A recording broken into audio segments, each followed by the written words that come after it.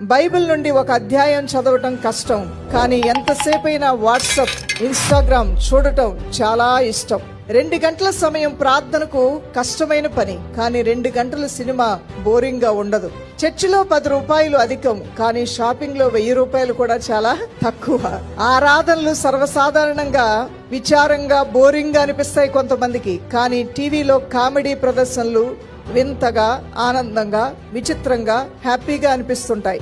ఇతరుల ముందు ప్రశంసలు వినడానికి, పంచుకోవడానికి ముందు ఉంటాం, కానీ ఇతరుల ముందు దేవుణ్ణి స్తుతించడానికి, ఇతరుల ముందు దేవుని గురించి చెప్పడానికి మాత్రం వెనకుంటాం.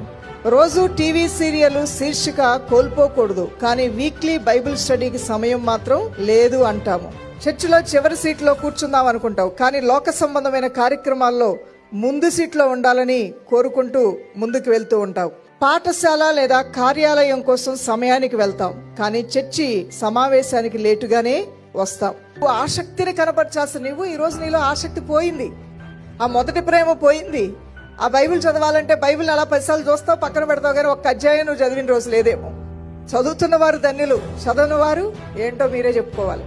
నువ్వు గ్రహించుకొని నా స్థితిని మార్చు ప్రభు అని నువ్వు ప్రార్థన చేసుకోవచ్చు.